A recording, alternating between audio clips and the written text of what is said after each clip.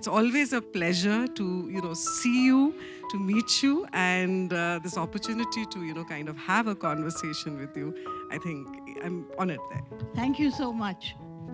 I think the pleasure of seeing me is mainly because of the textile I'm wearing. And so that's a very good advertisement for Indian handlooms because people always comment on the saris I wear. And I don't really have to bother about being in fashion or not being in fashion. You're somebody, you're a name that has always, it comes first to the mind, when we think of textiles. And it is not something that, you learn overnight, you grow with it. So I'd like to ask you that first for all of our audience, how did you get introduced to textiles? What age was that? And how did your interest build up over the years? I think it was watching my mother getting ready. My father was an Indian diplomat, and uh, so they had to go to a lot of parties abroad and run an embassy. And my mother was rather beautiful, and watching her dress at night for these formal parties was my greatest joy. And I used to be very involved in it and choosing what she was going to wear and what sort of colors and what kind of jewelry she was going to accessorize it with. And then that slowly began to extend to the home that my parents built together because they were great aesthetes.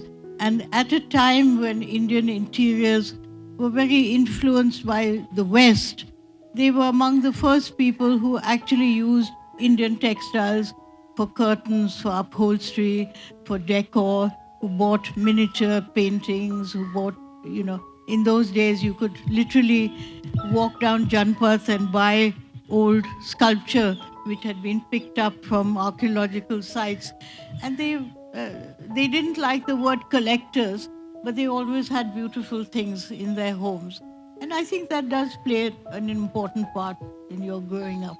We are blessed actually being in India because we're surrounded by craft. Yeah. Every region has its own craft, and there's a different identity with that.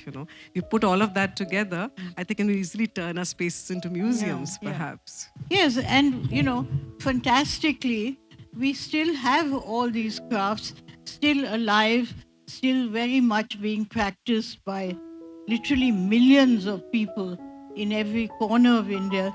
So you can actually wear and use craft quite cheaply. I mean, even as an art student, I lived in, and then when I got my first job and wanted to be very independent, I had a little Barsati in Defense Colony, but everything in it was handcrafted, and I think, gave it a very distinctive thing. There were no malls, there were no brands in India in those days. So everyone's home was very unique to them, and the clothes we wore were very unique to us. And I think that's great fun because I think it's a bit boring for everyone to be wearing the same label. True that. And how did, because Dastakar is a name, it's a platform that has actually given, craft and identity, at least in the urban scape and other places. How did Dastakar come about? Well, Daska came about really by accident. I have to say that my life has not been planned. I live day by day and never saw a time that, oh, I'm going to work in an organization. We're going to work with crafts all over India. We're going to be in 29 states working with lakhs, literally lakhs of artisans. I think it happened. I was a freelance designer. I did all kinds of things from graphics to clothes to theater design to designing Mrs. Gandhi's stationery to doing the sets and costumes for Jesus Christ Superstar, all kinds of things. I always liked using Indian materials and Indian craftspeople, but it was not a conscious thought. It was just that that was what was available. And then I got a really dream assignment, which was going as visiting designer to Kutch in 1976, I think it was. And I had never really worked in rural India at all before, but I was very excited by that idea. And of course, I'd seen Kutchi embroideries, Kutchi woodwork. And so I started preparing for that. It was a 3-month assignment. And I must tell you that in 1976, when I told people that I was going to work in Kutch, no one in Delhi knew where Kutch was. Today, it's a name that everybody associates with beautiful craft, beautiful textiles, embroideries. But at that time, people asked me, Kutch, where's that? Is it in Africa? And so anyway, off I went to Kutch. And having worked as a professional designer, I was very used to doing scale drawings, of doing cross sections of what I wanted. And I discovered that working with craftspeople, that was completely impossible. They didn't recognize it. They couldn't work to scale. In fact, in those days, almost 50 years ago, if you showed a Kutchi woman a photograph of herself, she couldn't recognize it because it was so small and she didn't identify with something which she had always seen as big in the mirror, reduced to this size. So one had to think of new ways to work with craftspeople, and I found the best way was to just sit on the floor with them and make things. Just get the cloths or get the scissors, get the thing, and start. And that's how we began, and I became more and more involved and fascinated, but also realized that if you want to work with craftspeople in India, you can't just work with the crafts. You have to work with their lives. You have to try not to just make a beautiful product, but to see that making that changes their lives, helps make their life beautiful, puts money in the family kitty. So how did one get these crafts from Kutch to Delhi to Bombay, where I knew that people would want to buy them? And that was a conundrum. And at that time, Gurjari started. I worked with Gurjari. My stay in Kutch extended from 3 months to 6 months, and then even further. And I came back to Delhi, still concerned about how we could get these craftspeople selling their products in Delhi. And when I came back to Delhi, I fell into a completely different kind of job, almost the opposite, though it was still related with products. And that was as freelance designer to the Taj Hotel, which had just coming up in Delhi, Taj Mansingh, and they were starting a shop called Khazana, and I, for some reason, got the job as their buyer designer. And I realized that that wasn't enough, because here we were with a very beautiful, glittery space and all the money in the world for me to travel around India and select and work and get things onto the shelves in Khazana. But there was a proviso that the Taj did not give advances. And in fact, they wanted people to give their goods on consignment. And craftspeople do not have stock just lying around for people to pick up and take. You have to give an order, you have to give an advance, you have to give them the money to buy the material and to pay wages. So there was a dilemma, there was a sort of bridge between the very, very affluent Taj Hotel and the Tata Group and the small artisans sitting in villages in Kutch. And that bridge seemed impossible. And that's really, I suppose, where the seeds of Daska started. That how could you be, that Daska, they should be an organization that was this bridge that somehow helped artisans, found the means for them to come, show their thing, and not just sell their product, but also help them decide what those products are going to be. Because you can do beautiful embroidery, but if you don't know the size of a standard cushion or a bedspread, you're not really going to meet success. And frankly, a lot of the things that customers, when they go to stores to buy things, they are looking for something very specific. They want something in a certain color, they want something in a certain size, and if you give them something else which is completely different, they may not buy it. So explaining sort of market trends to craftspeople, to help them in the kind of styles, the kind of sizes that people in cities wear, to show a wood carver that that little stool, carved stool that he's making needs to be with higher legs and with a back that goes back a little rather than straight. Those are very tiny things, but it could be the difference between someone making money and someone not. And that's really how Daskar started. It started as something we did in our spare time, and it's grown into this big organization working all over India. And it gives me a lot of pleasure and a lot of pride. So we've been following Dastakar and buying from Dastakar for years altogether. And also, see, I believe, the design intervention that you brought in all the difference, because, you have different tastes when it comes to, the audiences, and matching that up and, getting the craftspeople to understand the trends also works, I suppose. Yeah. But, it does. And every city in India actually has different trends and even different sizes. People in Delhi are much bigger and broader than people in Chennai, for instance. So if you're planning a bazaar in Chennai, you have to build that into the thing. Chennai likes bright colors, Delhi likes earth colors.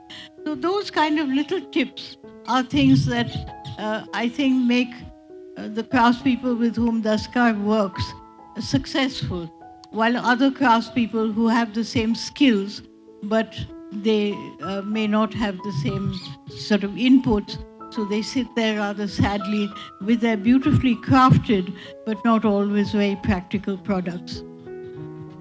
I also feel, somewhere the textiles that I grew up with, or a lot of us have seen, have changed today. Yeah. Even the names are now being, ascribed to different textile, which we don't recognize. I mean, I remember cheent, for instance, growing up in Punjab, cheent was a very different fabric or a textile that you saw. But cheent that you see today is something nowhere close. different. Yeah. But I think that's actually an important point. And, we sometimes tend to be a little gloomy of that, Indian crafts, and, they're disappearing, and there's so many beautiful things that used to be there and they're not made now. Of course, that's true, but there are also a lot of things that are coming up today which weren't around. My mother, like me, only wore saris, but I have saris that she never had access to because they weren't being made. There were no Ajrak saris, there were no Bajori saris, there were no Begumpuri saris, or, Bomkais and Kotpat. All these things which were tribal fabrics, which were hidden in our Indian villages, have now been brought out by young designers like all of you, and become part of the national vocabulary that consumers in India look for when they go to bazaars. We often speak about, saving craft. Is that a wrong way to start it, of the conversation?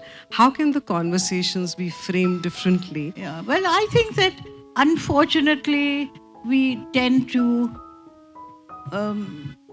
always be rather sort of sad. I mean, we talk of crafts going, we talk of, revival, we talk of things. And these are words which, unfortunately, sound rather depressing. And I think it's one of the reasons why young people today sort of feel that craft is not for them.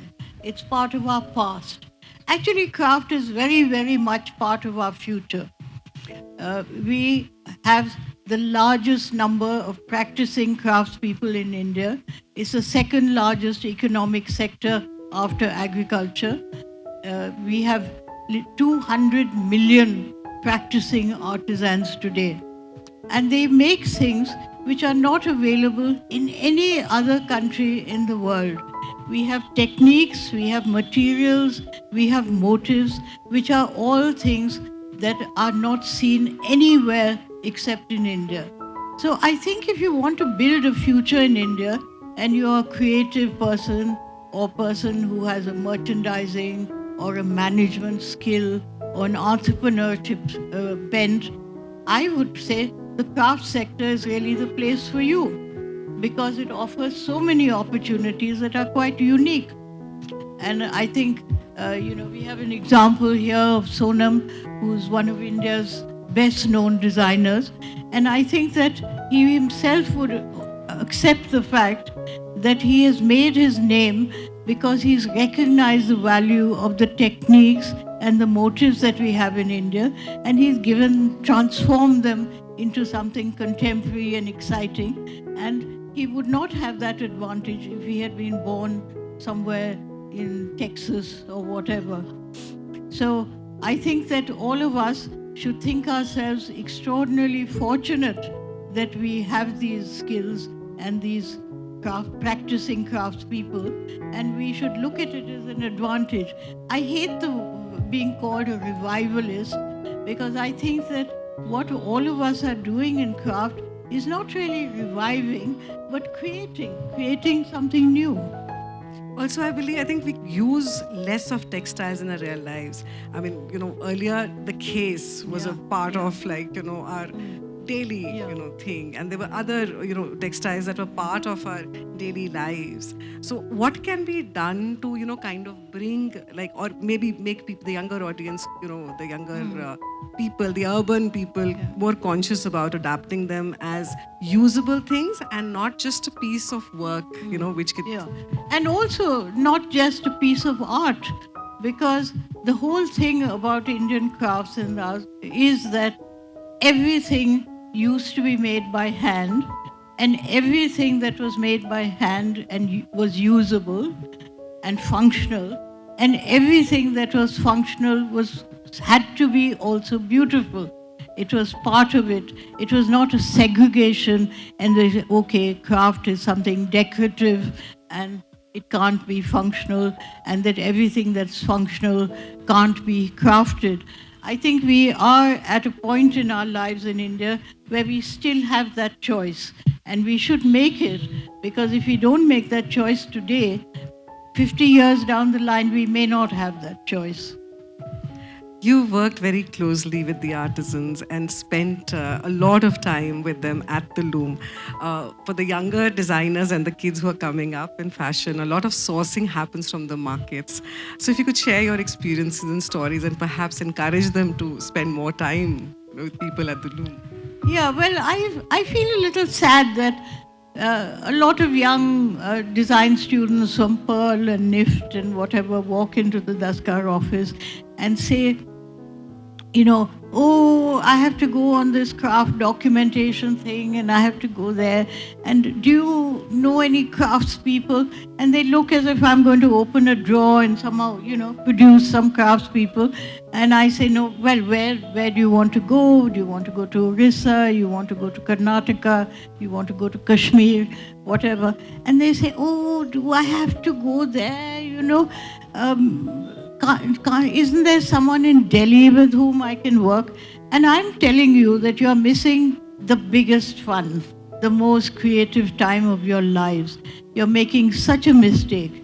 And it's not all dreary and difficult and, sad to go. Things have changed a lot, even in the 50 years that I've been working in the sector. When I started, there was no Bisleri water, there were no mobile phones, there were not even actually public phones that you could ring up your parents or your boyfriend or whatever. And I used to sleep on the floor in the village and go with my lota into the field every morning. I didn't mind it at all, it was quite fun. But today you don't have to do that. You can lead a very comfortable life just the way that you do here. And you can even find cooks in Indian villages. So life is not so desperate. But it is really the human interactions and also the huge satisfaction of making something with somebody else that is absolutely the creation and partnership of you two. And when you see it worn by somebody in the city, when somebody comes to a Daskar Bazaar and buys something and comes back the next day to show it to the artisan that, see, I won something you've made, I don't think you can get that satisfaction from working in an automobile company and designing, car upholstery. And sometimes, design interventions, like with younger people engaging with the craftspeople, also changes the narrative. Like I remember Nitish Kumar once had, set out a project where he assigned students to help weavers with Bhagalpur, and the saris that came out of the loom, with the different design palette and combination, made all the difference. I think, so. Absolutely. I mean, just a little tweak, just a little change. Makes all the difference. When I first started working in Kutch with these wonderful Rabari embroidery ladies, Indian fashion in Delhi at that time was going through a sort of earth colors and, creams and not pastels, but creams and beiges and fawns. And when I tried to get these ladies to do their embroideries in these colors, initially they hated it. And they used to say, Laila बहन को embroidery के बारे में बहुत जानकारी है मगर उनका कलर टेस्ट बहुत खराब है. And it was really an effort to get them to do it. But so I explained to them that of course the colors that you use are beautiful, but in Delhi and Bombay and Bangalore, where we are going to sell your things, people have a lot of money. So they don't put all their colors into one garment because they like to buy lots of different things. So you should make some in some sober colors, some in bright colors, some even if they... And that sort of made sense to them. And they said, well, we may not like the result, but yes, let's try that. And gradually they quite began to like those kind of combinations, those tone-on-tone garments. And one Rabari lady, when I went next time, she said to me that, look what I made for my daughter's trousseau. And she'd done a white-on-white mirror work bodice, and it looked so spectacular. And she said, you've taught me something, that colors change a lot. And I think that was exciting. But I have to tell you that they have their own views on all of us, just as we criticize them. And they are amazed at what people in the cities wear. They can't get over it. And when they come to the bazaars and then they say to me, Laila Ben, I thought everyone in Delhi had so much money and they come and they spend money, but why do they wear torn clothes? And they can't get over ripped jeans, for instance. They just think it completely crazy. And I think, that kind of communication is interesting. We might learn a little bit about ourselves as well. Colors are India's identity. And somehow we seem to be moving away from colors, as we go along and adopting the monochrome culture, as we say, which is very sad, I think. And I mean, this predilection for black, which has suddenly, sorry Sonam, sort of come over Indian fashion and Indian society, that you go and you just see people in black all the time, whether they're wearing Indian clothes or they're wearing Western clothes, because it was not part of the Indian palette at all. If you look at Indian miniatures, or you look at pichwais, or you look at old fabrics in museums and things, black is at the most a little border or a trim. It's not a color that we wear. And I don't know what has happened to us and why we think today that wearing black a lot looks very good. It's quite difficult to wear with our Indian complexions, actually. In fact, having black in your sari was considered as, inauspicious. Even white for that matter. So if you're married and your parents gave you something, like in white, they would always put a red dot or, something they smear it with turmeric. And for ages, you didn't wear black to a wedding. Today you go to a wedding and half the people there, guests are wearing black. It's very curious. We shouldn't be so influenced by what's going on in the West. I also wonder, on the artisan side, why is it their livelihood still remains, fragile? They're very dependent on what is coming, and not a lot of, work is coming their way. I think there are lots of invisible walls. Actually, for me, the big issue and the thing of concern is not so much what they earn, because gradually that is increasing, and there are quite a large body of craftspeople today who are earning fairly well. I think it's the social status of artisans that makes craftspeople today not want to make their children craftspeople in turn. It's because however skilled you are, however many national awards you might have won, however many orders you've got, you are never considered a skilled professional equal to the kind of other professions that people opt for today. Um, an example I often use is that even in a lower middle class Indian home today, if the daughter brought home somebody who was a computer programmer or worked in a call center or something, he would be quite acceptable. He would say, oh, this is an upwardly mobile profession, theek hai. But if she came in bringing in a weaver, a handloom weaver, and said, I want to marry this man, I think there would be shock and horror. And this is partly because of caste, partly because of class, partly because of all the silly divisions that we make dividing human beings.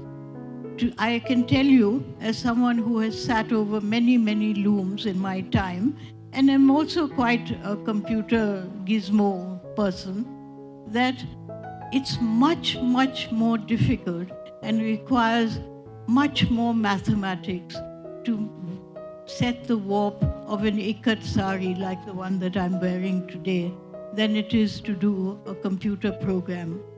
And yet, the two are not considered equal.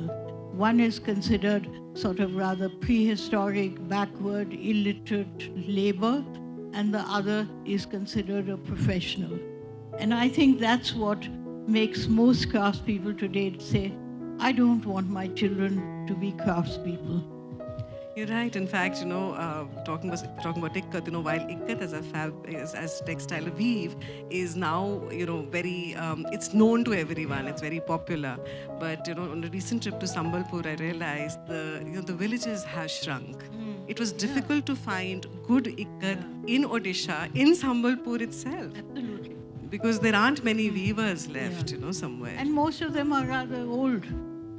So what is it that can be done to encourage them and bring them back, and maybe work with the young ones from the urban? I think there has to be a huge campaign to highlight the skills we have, the treasures we have, the gold mine that India has of these existing craftspeople. And we have to somehow make young people today understand it.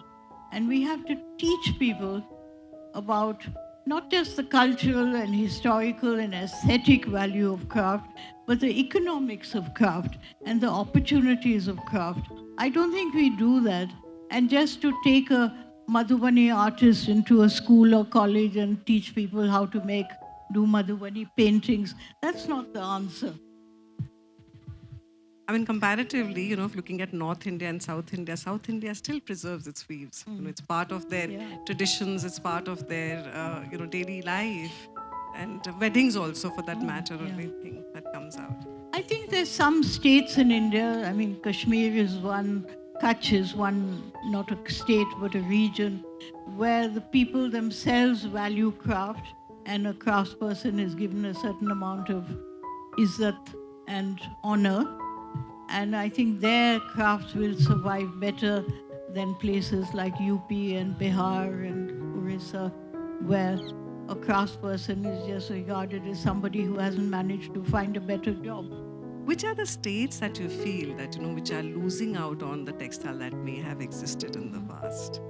Well, I think, as I said, I think Orissa is one. It had not only ikat saris, but it has at least 5 or 6 other wonderful weaving traditions, and yet those are disappearing, and there are a couple of young designers, Padmaja, Gunjan Jain, etc., who are working in them, but otherwise not seen. And if you go to Orissa, you really don't see them. These saris are made for an external market. I think Karnataka also, curiously, is losing a lot of its traditional weaves. On the other hand, Telangana and Andhra are doing well. There's been a lot of revival. There's been a lot of thing. UP, which had so much, now there's really, apart from Banaras, nobody knows anything about the textiles of UP. Delhi itself had a lot of weaving traditions which are gone absolutely now. So I think it's really, it's a great time for people, young people, to go out and do some treasure hunting and some sort of entrepreneurship and find yourselves pockets of these wonderful craftspeople who still are there and start working with them. And as the Daskar story of projects that we did all over India shows, that it doesn't really require very much money, very much skill. When we went to Lucknow in 1982, I think, there were just a handful of chicken embroiderers, and they were doing really what isn't even chicken, it was kind of backstitch of the crudest kind, and people were wearing chicken as sort of night suits. And we revived the 36 traditional stitches of the chicken repertoire. We revived old cuts and styles. We found appropriate fine mull for them to embroider. And today I think there's something like 175,000 chicken workers, not just in Lucknow, but in all the villages and districts around. And they're on the international ramp.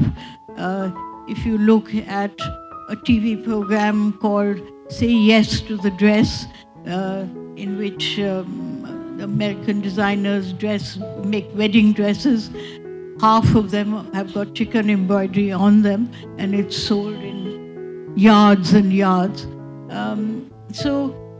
And all that Seva Lucknow, which is this NGO we worked with, and Daskar, we just had 10,000 rupees to start that project.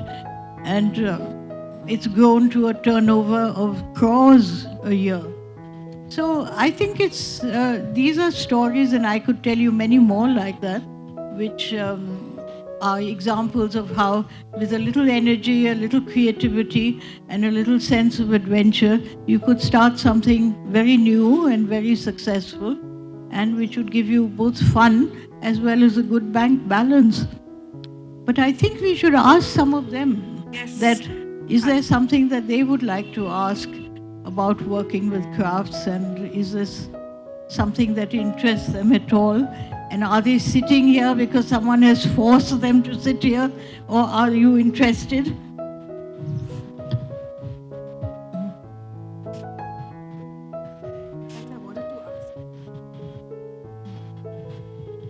Good afternoon, ma'am. Firstly, it's an honor of mine and my batchmates to have a conversation with you and this interaction session. Myself, Tanisha, from AAFT, School of Fashion and Design. I just wanted to know that as a Gen Z, it has been taught to us that artificial intelligence is taking over everything in future, and it will take over most of the employment sources. So what's your point of view, according to you, about artificial intelligence in craft and handloom industry? Well, I think artificial intelligence is both exciting and very scary, because you can use it constructively and you can use it to very damaging effect. But I actually think that the craft sector and the textile sector is one area which can benefit by artificial intelligence, and artificial intelligence cannot actually replicate it in a way that's successful. Because the exciting thing about craft is that each piece you make is different. And it costs the same to make, whether it's a terracotta bowl, or it's a dupatta, or it's a piece of sort of a wood carving, a piece of furniture. To make one piece or 5 pieces or 50 pieces costs the same. Otherwise, in today's world, if you want to make things in bulk, in order to be cost effective, you have to make things in bulk. If you're in a factory, if you're using machines, you're using artificial intelligence, you're using computer, what are they called, machines in which you put in things and designs come out. You have to have scale. In the craft sector, you don't really have scale to be profitable. And everybody today, I think marketing in the world has shifted from being branded to being exclusive. Everybody wants exclusivity. And you can only get exclusivity by handmade.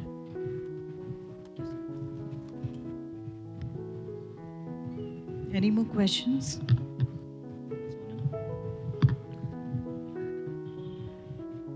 I think before wrapping up, I have to ask you, how can, the younger designers and people who are entering this industry collaborate with artisans to, max out benefits on both sides? Well, I think they have to realize it's a partnership.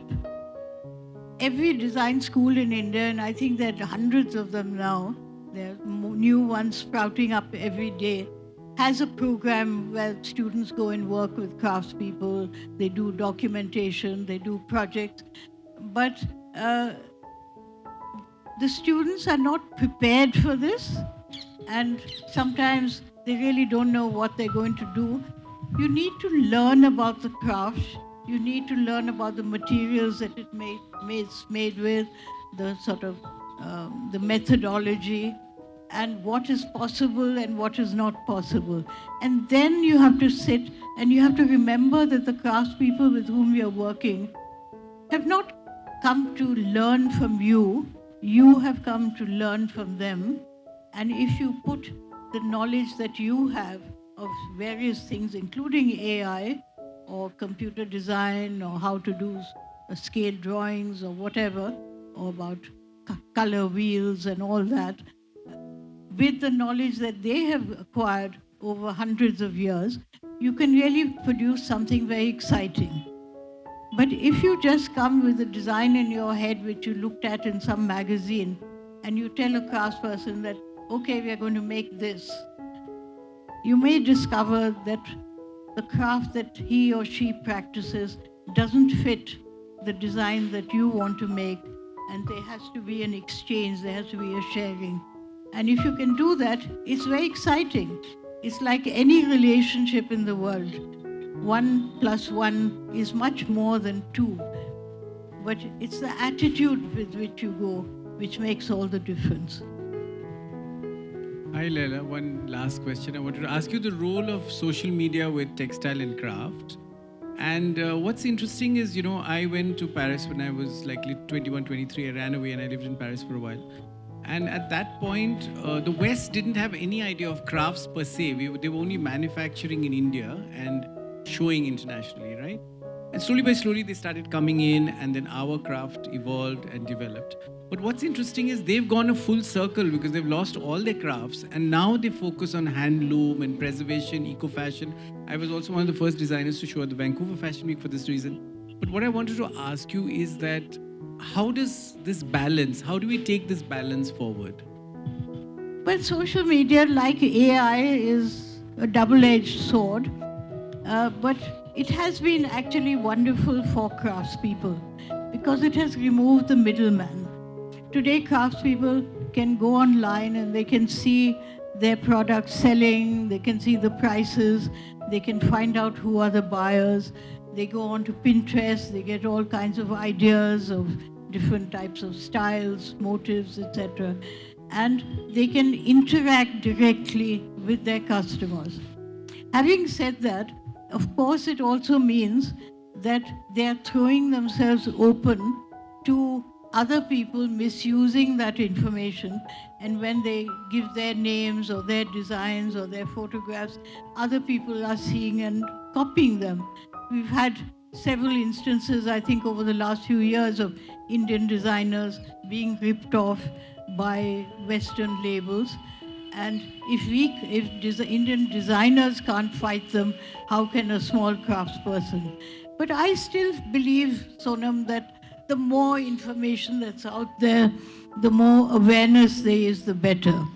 And what is good will always come to the top. So I'm all for sharing, I'm all for showing. I lead up to what Sonam just asked, we have these big luxury brands now giving their own names to, what we wore as ordinary people and claiming it as their own. Do you think it is to the advantage of Indian craft or disadvantage? I think it's to the advantage. I mean, look at what happened with Prada and the Kolhapuri chappals. Everyone was so upset and angry, and of course it was disgraceful that they didn't mention India, they didn't mention Kolhapur, they didn't mention thing. But as soon as it was brought to their attention, I will say that they have immediately started sourcing from India, investing in Kolhapur in a way that none of us, and certainly not the Indian government, ever bothered. Kolhapuri chappals were dying because of branded Indian shoe companies, and today they're actually booming. So once again, I think when people misuse things, we have to stand up and make a noise about it. But at the same time, we should see that it has its advantages. Ma'am, I do also want to have a question with you.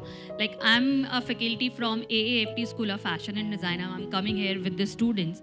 From student point of view, we have a subject by the name of craft documentation or design process where students showcase their garments on the stage. I just want to ask that if a student is choosing a craft, should they go for a craft which is already in like limelight, something like the chicken curry or maybe the ajrak, or should they go for something which is not known to the people?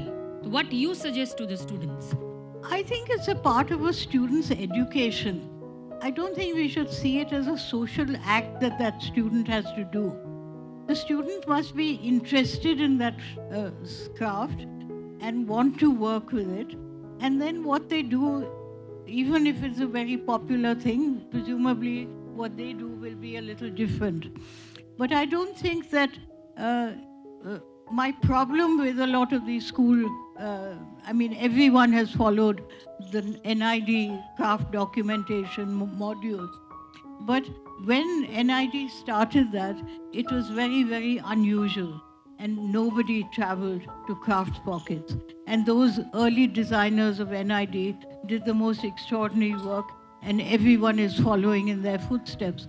Today, with so many schools and so many students going to do these documentations, and they do tend to always go to the same, to go to Kutch or go to Raghurajpur or go to Lucknow or whatever. I think it's the role of the faculty to instruct them about other crafts that could be equally interesting and suited to them. But even more importantly, they need at least 1 month's orientation on the craft and on the skill that they're using before they set off for these trips. I've had too many design students coming and saying, oh, we are leaving tomorrow afternoon. Tell me a little bit about such and such. That's not the way to do it. It's a waste of the student's time, but more importantly, it's a waste of the craftsperson's time. Yes. And I think that's enough for today.